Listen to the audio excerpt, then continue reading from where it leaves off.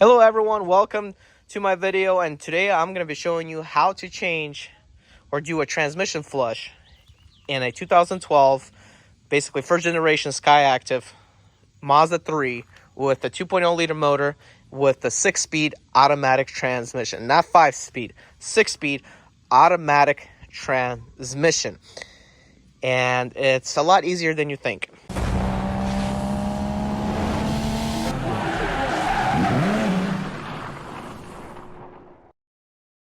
Okay, so here is the transmission pan underneath. Basically, if let's just say this, your Mazda 3 is going to have plastic all around here. I don't. I lost the plastic. This car had so many darn miles and had been run so many miles. It's gonna be hard to basically keep this plastic alive, so we just tore it off, and so there's no plastic. But if you had a Mazda 3 with the still a plastic original, everything here will be covered underneath, so you would need to take off the plastic first. To get to the transmission fluid or oil drain plug, you're going to use this Allen wrench, and you might need some force. Some force to let it open, so it's not too bad actually. But be careful, if your engine or transmission is hot, you just finished driving, it will be hot. But just this Allen wrench, I'm not sure the size. I know it's pretty on the bigger size, but you just need an Allen wrench or a special tool. And it wasn't that hard to basically break the bolt or the plug in order to get it. And now you're just gonna carefully, it's gonna be probably hot if you just finished driving the car, but you're gonna, with your hand, unscrew it with your hand basically first. Yep. Of course, it's gonna be messy. You're gonna get your hands very, very messy. Just let it drain out. Obviously, have something underneath to drain it all out. As far as I know, it uses about 8 quarts, but I'm gonna explain how to fill it up in just a little bit. So after you're done draining, you may want to change the crush washer for your plug, but in this case, it's metal and it looks good. I don't recommend changing it. As if you see any leaks, go ahead and by all means change it. But as of right now, it's probably not gonna leak. Just secure it tight, and you should be good to go on that part. I don't see no reason why you need to change this crush washer, but some people like to do it for safety. And I believe this takes a gallon of transmission fluid. I'm not 100% sure. I said 8 quarts in the earlier part of this video, but I think basically the parts stores lie about how much transmission fluid you actually need so that they could sell more transmission fluid. But I'll explain later how many quarts you actually need to add back into your transmission.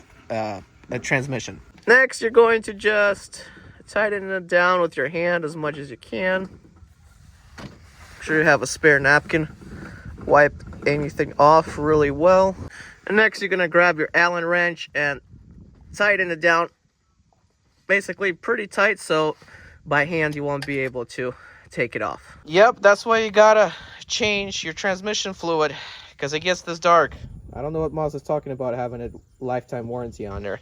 Next, what you gonna do is remove your air box. In my case, I have a cold air intake, which is a lot easier to remove than your air box. So forgive me that I don't have an actual air box, but a cold air intake installed here.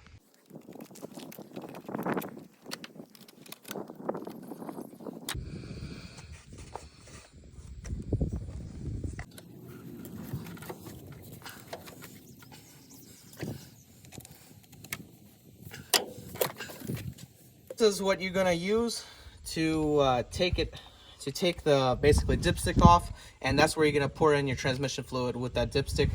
10mm socket. You need an extender right there, right over here. That's where the dipstick is. A 10mm bolt that you are going to have to basically unscrew, and a dipstick comes out of there. Keep in mind that you may have to be at a slight angle. This dipstick is not at a straight, so your tool has to be at a slight angle. And then once it's off, you can pretty much take it off with your hands. It's not that hard at all to break this bolt off. Just be careful, don't use it when you completely take it out. See what the bolt looks like right here. Then just take off the dipstick. You may have to twist the cap off of it a little bit. Once you do, pops right out. This is exactly what it looks like, and that's where you're gonna put your funnel in that hole up there. Okay, so here's what you're gonna need to do. This is the old transmission fluid. You got a funnel, and this is the empty quart jug. What you're gonna do is you're gonna measure how much transmission fluid you pour out, and once you've done that, you put the same exact amount back into your transmission. Basically, what you put in, what you take out, you got to put the same amount back in. Now, after you're done with that, just screw everything back on. You may want to just put the dipstick one more time in, out, just to see the level, and this is on a slanted level, so looks pretty good to me. There's transmission fluid in there. I'm gonna put it back in. Proper way is to use a napkin. So after you screw everything back in,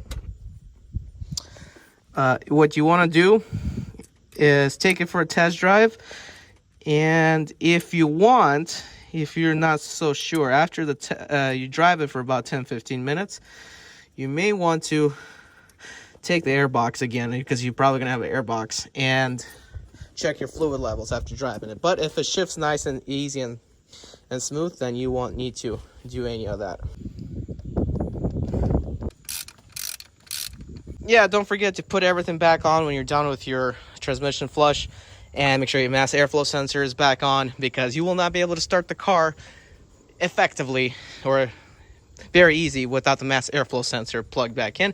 You won't be able to do a good test drive. Also, I do recommend putting your car on e-brake when you're doing this, especially when you're on like some ramps doing it. You can use it on ramps actually. Not canceled. Guys, I'm Eddie B. 2004 turn right.